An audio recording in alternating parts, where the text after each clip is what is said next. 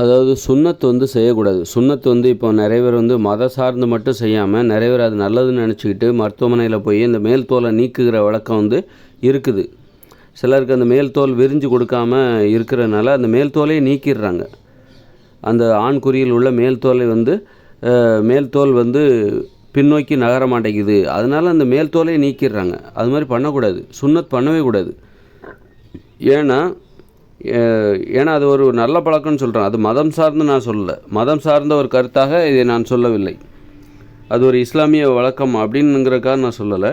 ஏன்னா இஸ்லாமிய மதம், இந்து மதத்தில் எந்த ஒரு மதத்துக்காரங்க கூட சுன்னத் பண்ணுறது நல்லதுன்னு நினச்சி அதை பண்ணிக்கிட்டு இருக்காங்க. எதுக்காக பண்ணக்கூடாது அப்படின்னா, அந்த முனை மொட்டு இருக்குல்ல, அதாவது ஆண்குறியின் முனைப்பகுதி, அந்த மொட்டு மென்மையான அந்த பகுதி, அதில் உராய்வு ஏற்படக்கூடாது. அது உடலுறவில் மட்டும்தான் உராய்வு ஏற்பட வேண்டும். ஏன்னா அதில் உராய்வு ஏற்பட்டால் அது நீங்கள் இது உடனே காம உணர்ச்சி ஏற்படும். அந்த மாதிரி மென்மையான ஒரு பகுதி, அது சென்சிட்டிவான ஒரு பகுதி, உடனே உணர்ச்சி ஏற்படும். அதில் நீங்கள் சும்மா நீங்கள் அதுவே சுத்தம் பண்ணுறீங்க குளிக்கும்போது, அதுவே கொஞ்சம் அளவுக்கு அதிகமாக சுத்தம் பண்ணிட்டாலே காம உணர்ச்சி ஏற்படும். சுத்தம் பண்ணுற நோக்கம்தான் இருக்கணும். ரொம்ப போட்டு தேய்க்கிறீங்க, ரொம்ப சுத்தமாக வச்சுக்கணும், ரொம்ப தேய்ச்சிங்கன்னா உடனே காம உணர்ச்சி ஏற்படும். அதை அந்த அளவுக்கு ஒரு மென்மையான ஒரு இது. அப்போது நீங்கள் சுன்னத் பண்ணும்போது என்னாகும் அப்படின்னா, மேல் தோல் நீக்கப்படும் பொழுது அந்த முனைப்பகுதி மொட்டு பகுதி, அந்த மென்மையான மொட்டு பகுதியை அடிக்கடி உள்ளாடைகளால் உரசப்படும். ஜட்டி போடுறாங்க அப்படின்னா ஜட்டியால் உரசப்பட்டு கொண்டே இருக்கும்.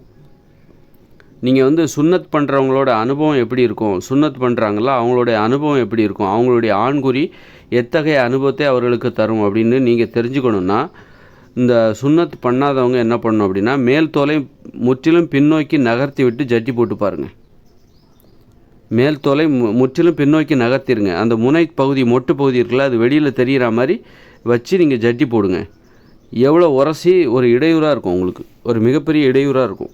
உரசிக்கிட்டே இருக்கும். துணி ஜட்டி துணிங்கிறது அதில் உரசிக்கிட்டே இருக்கும். உரசி அதில் ஒரு காம உணர்ச்சியை ஏற்படுத்திக்கிட்டே இருக்கும். அப்போ அது என்ன ஆகும் அப்படின்னா, செயற்கையாக காம உணர்ச்சியை ஏற்படுத்தக்கூடாது. இந்த சுய இன்பம் ஏன் பண்ணக்கூடாது அப்படின்னா, செயற்கையாக நீ காம உணர்ச்சியை ஏற்படுத்தாத. காம உணர்ச்சி என்பது அது ஒரு உனக்கு ஏற்படணும் அப்படின்னா, காமத்தை அனுபவிக்க வேண்டுமென்றால் உனக்கு ஆணின் துணை பெண்ணிற்கும், பெண்ணின் துணை ஆணிற்கும் தேவை. அப்படி ஆணின் துணை இல்லாமல், பெண்ணின் துணை இல்லாமல் நீ தன்னிச்சையாக காம உணர்ச்சியை தூண்டக்கூடாது. நீ தன்னிச்சையாக யார் மேலே அன்பு செலுத்த முடியுமா? அன்பு செலுத்துவதற்கு உனக்கு இன்னொருத்தர் தேவை. பாசத்தை காட்டுவதற்கு உனக்கு இன்னொருத்தர் தேவை. எனக்கு யாருமே தேவையில்லை, நான் தன்னந்தனியாகவே அன்பு செலுத்திப்பேன், பாசத்தை செலுத்திப்பேன் அப்படின்னு சொன்னால் அது எப்படி ஏற்புடையதாக ஆகாதோ, அதுபோல் காம உணர்ச்சியை அனுபவிக்க வேண்டுமென்றால் அது உனக்கு இன்னொருத்தருடைய துணை தேவை. அப்போ நீ என்ன பண்ணுவ? இன்னொருத்தருடைய துணை உனக்கு ஈஸியாக கிடச்சிருமா? இன்னொருத்தர் என்பது இன்னும் ஒரு பொருள் அல்ல. அப்போ அவங்களோட மரியாதையை நீ எதிர்பார்க்கணும்னு நினைப்ப, அவங்களுடைய மனசில் இடம் பிடிக்கணும்னு நினைப்ப. அப்போ தான் பிறருடைய துணை உனக்கு கிடைக்கும். ஒரு பெண்ணின் துணை ஒரு ஆணுக்கும், ஆணின் துணை ஒரு பெண்ணிற்கும் எப்படி கிடைக்கும்? நீ நல்ல நடத்தையால் தான் உனக்கு கிடைக்கும். நீ நல்லா நடந்துக்கணும், பண்பில் சிறந்தவராக இருக்க வேண்டும். அப்பொழுது தான் ஒரு ஆணிற்கு பெண் துணை கிடைக்கும். ஒரு பெண்ணின் மனதில் அவன் இடம் பிடிக்க வேண்டும். ஒரு பொறுக்கியாக இருக்கிறான், ஒருத்தன் ரவுடியாக இருக்கிறான், அவனுக்கு ஒரு பெண்ணின் துணை கிடைக்குமா? ரவுடியாக இருக்கிற ஒரு ஆணுக்கு ரவுடியாக இருக்கிற ஒரு பெண் தான் இடம் கொடுப்பா. நல்ல ஒரு பெண்மணி அவனுக்கு கிடைக்க மாட்டான். ரவுடியாக இருக்கிற ஒரு பெண்ணிற்கு, ஒரு விபச்சாரம் செய்கிற பெண்பு, நடத்தையில் ஒழுங்கு இல்லாத ஒரு பெண்ணிற்கு கண்டிப்பாக நடத்தையில் ஒழுக்கமாக இருக்கிற ஒரு ஆண் கிடைக்கவே மாட்டான். ஒரு நல்ல ஆண் துணையாகவே அவனுக்கு கிடைக்க மாட்டான். அப்போது நல்ல ஒரு ஆணின் ஒரு துணை, அப்போ பாதுகாப்பு கிடையாது. ஒரு நல்ல ஒரு ஆண் தான் ஒரு பெண்ணிற்கு பாதுகாப்பாக இருக்க முடியும். ஒரு ரவுடியோ பொறுக்கியோ ஒரு பெண்ணிற்கு பாதுகாப்பாக இருக்க முடியாது. அதுபோல் ஒரு பொறுக்கித்தனம் பண்ணுற ஒரு பொம்பளை ஒரு ஆணிற்கு பாதுகாப்பாக இருக்க முடியாது. அப்போ ஒரு நல்ல ஒரு பாதுகாப்பு உனக்கு வேணும். மகிழ்ச்சியாக வாழணும், அமைதியாக வாழணும், நிம்மதியாக வாழணும் அப்படின்னா ஒரு நல்ல ஆண்மகனின் துணை தேவை. ஒரு நல்ல பெண்ணின் துணை ஒரு ஆணுக்கு எப்போ கிடைக்கும்னா, அவன் ஒழுக்கமாக இருக்கணும். அப்போ தான் அவனுக்கு நல்ல பெண்ணின் துணை. அப்போ தான் மனித வாழ்க்கை அமைதியாக இருக்கும், பாதுகாப்பாக இருக்கும். அப்போது நீ நல்ல மாதிரி நடந்துக்கிட்டால் தான் தன்னிச்சையாக உனது காம உணர்ச்சியை நீ தீர்த்து கொள்வாயானால், தேடிக்கொள்வாயானால், நீ சுயன்பம் பண்ணுறான்னு வச்சுக்க, உனக்கு பெண் துணையே தேவையில்லை. ஒரு ஆண் சுயன்பம் பண்ணுறான்னா அவனுக்கு பெண் துணையே தேவையில்லைன்னு தான் தோணும். எனக்கு என் கையே எனக்கு உதவி, எனக்கு எதுக்கு பொம்பளைங்க, நான் அப்போ எனக்கு பெண் துணையே தேவையில்லை அப்படின்னா நான் எதுக்கு நல்ல பழக்கங்களை கற்றுக்கொள்ள வேண்டும்? நான் எதுக்கு ஒரு பெண்ணின் மனதில் இடம் பிடிப்பதற்காக நல்ல பழக்கங்களை நான் ஏன் கற்றுக்கொள்ள வேண்டும்? சுற்றி இருப்பவர்கள் வெறும் பெண்ணின் மனதில் மட்டும் இடம் பிடிக்கக்கூடாது. ஒரு பெண்ணின் மனதில் இடம் பிடிக்க வேண்டும் என்றால் சுற்றி இருப்பவர்கள் எல்லாரிடமே, உன்னை சுற்றி வாழ்கிற எல்லாத்திட்டையுமே நல்லவர் என்ற பெயரை எடுக்க வேண்டும், நல்ல பண்புடையவர் என்ற பெயரை எடுக்க வேண்டும். அதுபோல் ஒரு ஆணின் மனதில் நீ ஒரு பெண் இடம் பிடிக்கணும்னா அந்த ஆணின் மனதில் மட்டுமல்ல, உன்னை சுற்றி இருக்கிற உனது சொந்தங்கள், ஒரு குடும்பத்தினர் எல்லாருடைய மனசுலையும் நீ நல்ல பெண் என்கிற பெயரை எடுக்க வேண்டும். அப்போ தான் ஒரு நல்ல பண்புடைய ஒரு ஆண்மகன் உனக்கு துணையாக ஒரு பெண்ணிற்கு கிடைப்பான். அப்போ நீ சுயன்பம் பண்ணிக்கிற அப்படின்னா அப்போது உனக்கு என்ன தோணும் அப்படின்னா, நமக்கு எதுக்கு ஆண் துணை நமக்கு எதுக்கு? அப்போ அவன் மனதில் நான் இடம் பிடிப்பதற்காக நான் ஏன் நல்ல பழக்கங்களை கடைபிடிக்க வேண்டும்? அது எனக்கு தேவையில்லை. என் கை இருக்கிறது எனக்கு உதவியாக. நான் காம இன்பத்தை பெறுவதற்கு எனது விரல்களே எனக்கு போதுமானது.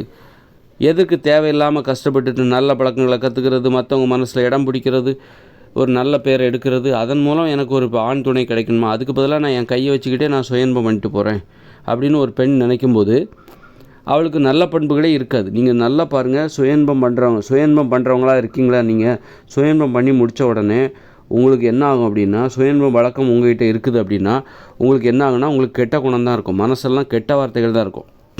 கெட்ட வார்த்தைகள் பிறந்ததுக்கு காரணமே இந்த சுயன்பம் தான்.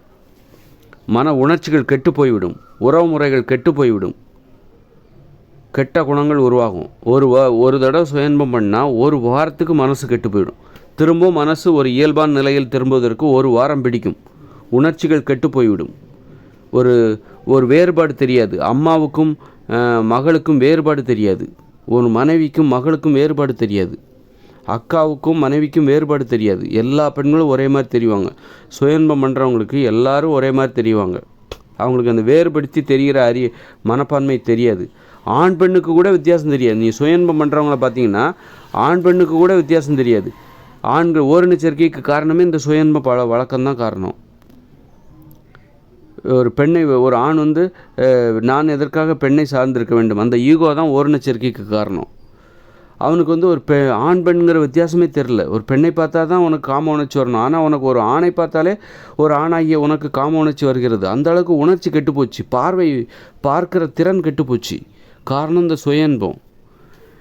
சுயன்பம் பண்ணும்போது ஒரு பெண்ணிற்கு எதிரான மனப்பான்மை ஆணுக்கு ஏற்படும். சுயன்பம் பண்ணுகிற ஒரு ஆணுக்கு ஒரு பெண்ணிற்கு எதிராக நான் ஏன் பெண்ணிடம் பணிவாக செல்ல வேண்டும், பணிந்து செல்ல வேண்டும், அவள் மனதில் நான் ஏன் இடம் பிடிக்க வேண்டும், ஒரு பெண்ணையே புறக்கணிக்கிற ஒரு மனப்பான்மை ஏற்படும். அதுபோல் சுயன்பம் செய்கிற ஒரு பெண்ணிற்கு ஆண்களையே புறக்கணிக்கிற மனப்பான்மை ஏற்படும். எனக்கு ஆண்கள் தேவையில்லை, பெண்ணே போதுமானது. முதல்ல தன் விரலே போதுமானதுன்னு நினைப்பாங்க. சரி, இதுபோல் விரலையே நம்பி இருக்கிற ஒரு கூட்டத்தினர் ஒன்றாக சேர்ந்து நான் பண்ணி விட்றேன், விரலை வச்சு கூட நான் பண்ணி விட்றேன், நீ எனக்கு பண்ணி விடு அப்படிங்கிற மாதிரி அந்த ஓரின சேர்க்கைக்கு காரணம் இந்த சுயன்பம் தான். அப்போ சுயன்பம் என்பது நீங்கள் சுன்னத்து பண்ணும்போது என்ன நடக்கும் அப்படின்னா, அந்த மொட்டு பகுதி இருக்குல்ல, உணர்ச்சிகள் நிரம்பி அந்த மொட்டு பகுதி, ஆண்குறியின் மொட்டு பகுதி, அந்த மொட்டு பகுதிக்கு ஒரு பாதுகாப்பு. அதை சும்மா உராய்வு ஏற்படக்கூடாது அப்படிங்கிறக்காக தான் இயற்கையை என்ன பண்ணுது, அந்த முன் தோலை கொடுக்குது, அது பாதுகாக்குது. இயற்கை என்ன பண்ணுது, அந்த குறியில் உள்ள அந்த தோலை வச்சு அந்த மொட்டு பகுதியை பாதுகாக்குது. அதில் தேவையற்ற உராய்வுகள் ஏற்படக்கூடாது, தேவையற்ற தடவல்கள் ஏற்படக்கூடாது, தொடுதல் ஏற்படக்கூடாது, உணர்ச்சிகள் அதிலேருந்து ஏற்படக்கூடாது. அப்படி ஏற்பட்டால் உடனே காம உணர்ச்சி ஏற்படும். நீ குளிக்கும்போது ரொம்ப சுத்தம் பண்ணாலே, ரொம்ப அளவுக்கு அதிகமாக சுத்தம் பண்ணாலே காம உணர்ச்சி ஏற்படும், மனசு கெட்டு போயிடும். ஒரு மென்மையாக அதை கையாளணும். ஒரு நீங்கள் கண்ணை கழுவுன்னா என்ன பண்ணுவீங்க, கண்ணுக்குள்ளே விரலை போட்டு தேய்ப்பீங்களா? கண்ணை பக்குவமாக கழுவீங்களா? அது மாதிரி தான். அதுக்குன்னு ஒரு வாளியில் தண்ணியை நிரப்பி கண்ணை நல்லா திறந்து தலையை முக்கி கண்ணையும் திறந்து வச்சு அந்த மாதிரி தான் கண்ணை கழுவுவீங்க. அதில் போட்டு நம்ம கையை போட்டு தேய்க்க முடியாது. கண்ணில் போய் கண்ணுக்குள்ளே சோப்பெல்லாம் போட்டு க்ளீன் பண்ணுவோம். அதுபோல் தான் ஒரு ஆணுறுப்பு என்பது அதை எப்படி தூய்மை செய்யணும் அப்படின்னா, அதில் போட்டு ரொம்பவும் விரலை போட்டு தேய்க்கக்கூடாது, மென்மையாக கழுவணும், கொஞ்ச நேரத்தில் முடிச்சிடணும். ரொம்ப அதிகமாக தேடினா அதுலேருந்து காம உணர்ச்சி கிளம்பி விடும். அந்தளவுக்கு மென்மையான ஒரு பகுதி. அதனால தான் அதை பாதுகாக்கணும். அதில் தேவையற்ற உராய்வு ஏற்படக்கூடாது என்பதற்காகத்தான் அந்த ஆண்குறியில் முனைப்பகுதியில் தோல் என்பது கொடுக்கப்பட்டிருக்கிறது. தோலால் அந்த மொட்டு பகுதி மூடப்பட்டிருக்கிறது, தேவையற்ற உராய்வுகளை தவிர்ப்பதற்காக. ஏன்னா தேவையற்ற உராய்வு ஏற்பட்டுச்சுன்னா மனசு கெட்டு போயிடும். ஒரு சுயன்பம் செயற்கையாக காம உணர்ச்சி ஏற்படும். தன்னிச்சையாக சும்மா உராசிக்கிட்டே இருந்தது அப்படின்னா, அந்த இடத்துல உராசிக்கிட்டே இருந்தது அப்படின்னா காம உணர்ச்சி ஏற்பட்டு விடும். செயற்கையாக காம உணர்ச்சி ஏற்பட்டால் மனசு கெட்டு போயிடும். அதாவது காம உணர்ச்சி ஏற்படுவதற்கு எனக்கு இன்னொருத்தர் தேவையில்லை என்கிற உணர்வு ஏற்படும். ஒரு பெண்ணின் உதவி இல்லாமலே ஆணாகிய தனது ஆண்குறியில் காம உணர்ச்சியை என்னால் ஏற்படுத்தி கொள்ள முடியும் என்றால் அவன் மனது கெட்டு போய்விடும். அப்போ அப்போ ஒரு ஒரு காம உணர்ச்சி ஏற்படணும்னா அதுக்கு ஒரு பெண்ணின் மூலமாக தான் உனக்கு ஏற்படணும். ஒரு பெண் குறிக்குள்ளே விடும்போது தான் உனக்கு காம உணர்ச்சி ஏற்படணும். ஒரு பெண் வாய்வழி புணர்ச்சி ஏற்படுத்தி கூட ஒரு ஆணுக்கு காம உணர்ச்சி ஏற்படுத்தலாம். ஏன்னா வாய்வழி புணர்ச்சி என்பது இயற்கையானது. ஒரு ஆணும் பெண்ணுக்கும் ஒருவருக்கொருவர் வாய்வழி புணர்ச்சி இயற்கையானது. ஏன்னா பிற உயிரினங்கள் வாய் மூலம் அந்த நாக்கு மூலமாக தான் தனது அன்பை வெளிப்படுத்துகின்றன. நாக்கால் நக்கி தான் அன்பை வெளிப்படுத்துகிறது. அதனால் வாய்வழி புணர்ச்சி இயற்கையானது. ஆனால் கையை வச்சு சுய இன்பம் செய்வது, கையை வச்சு ஒரு பெண் தனது ஆண்குறியை கையை வச்சு பண்ணி விடுறது, அதெல்லாம் செயற்கையானது. அப்படி பண்ணக்கூடாது. நம்ம கைகளை எப்படி பயன்படுத்த தெரியலைன்னு நமக்கு தெரியும். கைகளை நம்ம எப்படி பயன்படுத்தணும் அப்படின்னா இந்த மாதிரி பண்ணக்கூடாது. சுய இன்பம் செய்கிற மாதிரி கையை வச்சு பண்ணக்கூடாது. சுய இன்பம் செய்வதற்காக கையை பயன்படுத்தக்கூடாது. சுய இன்பமே செய்யக்கூடாது. கைகளை எப்படி பயன்படுத்தணும்? பிறருடைய கண்ணை குத்தக்கூடாது. கைகள் நம்ம தான் கைகள் தான் நம்ம மனித இனத்தின் சிறப்பு. நம்பிக்கை, தன்னம்பிக்கைன்னு சொல்கிறாங்களா, நம்பிக்கை, கையை நம்பு. நம்பிக்கைங்கிறது கைகளால் தான், கை மீது உள்ள நம்பிக்கையில் தான் மனிதர்கள் வாழ்ந்து கொண்டிருக்கிறார்கள். கைகளே இல்லைன்னா என்ன ஆகும்? உங்களால் மனிதர்களாக வாழவே முடியாது. கைகள் தான் மனிதர்களாக நம்ம மாறியதற்கு காரணம். மனிதர்களாக நம்ம வாழ்வதற்கு இந்த கையை நம்பி தான் வாழ்ந்துக்கிட்டு இருக்கிறோம். அந்த கையை வச்சு எதை செய்யணும், எதை செய்யக்கூடாது. திருடக்கூடாது, மற்றவங்க கண்ணை குத்தக்கூடாது, அடிக்கக்கூடாது. அதாவது மனம் நோகும் புண்படும்படி அடிக்கக்கூடாது. பிறருடைய பொருட்களை திருடக்கூடாது. அதுபோல் சுயன்பம் செய்யக்கூடாது. இதுபோன்று கைகளை வைத்து செய்யக்கூடாத செயல்கள்லாம் இருக்குது. அப்போ அதுபோல் எதுக்காக சொல்ல வரேன்னா, சுய இன்பத்தோடு நான் ஏன் இந்த சுன்னத் செய்யப்பட்ட ஆண்குறியை நான் எதற்காக ஒப்பிடுகிறேன்னா, சுய இன்பம்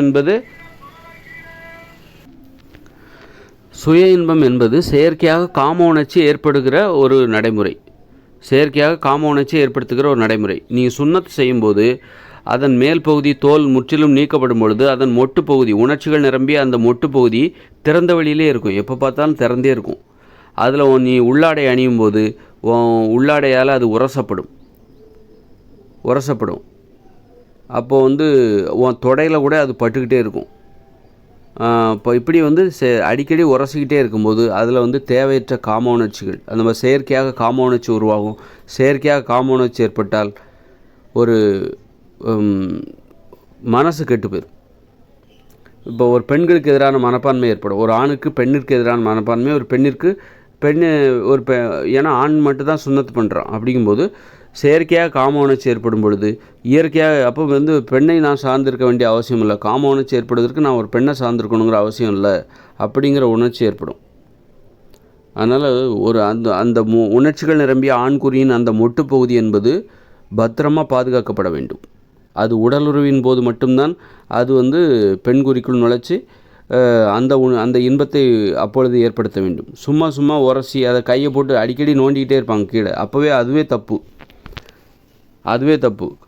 அப்புறம் சுய இன்பம் பண்ணுறது தப்பு. அப்புறம் மாதிரி சுன்னத் பண்ணும்போது அது எப்போவுமே திறந்தே இருக்கும்போது அந்த உள்ளாடையால் அது எப்பொழுதும் உரசப்பட்டு கொண்டே இருக்கும்போது அது உடனே காம உணர்ச்சி ஏற்பட தான் செய்யும். கரண்டில் கை வச்சா ஷாக் அடிக்க தான் செய்யும். நம்ம அதை சுத்தம் பண்ணுறதுக்காக கூட ரொம்ப அதிகமாக சுத்தம் ஒரு நாளைக்கு 2 வாட்டி குளித்தாலும் 1 வாட்டி நீங்கள் சுத்தம் பண்ணுங்கள். 2 வாட்டியும் கையை போட்டு தேய்ச்சிங்கன்னா அதுலேருந்து காம உணர்ச்சி உருவாக ஆரம்பிச்சிடும். செயற்கையாக காம உணர்ச்சி உருவானால் மனசும் கெட்டு போயிடும், உடல் உணர்வுகள் கெட்டு போய்விடும். அதனால் சுன்னத் பண்ணுறது மிக மிக தவறு. நீங்கள் சுன்னத்து பண்ணால் என்ன நடக்கும் அப்படிங்கிறத தெரிஞ்சுக்க விரும்புகிறீங்களா?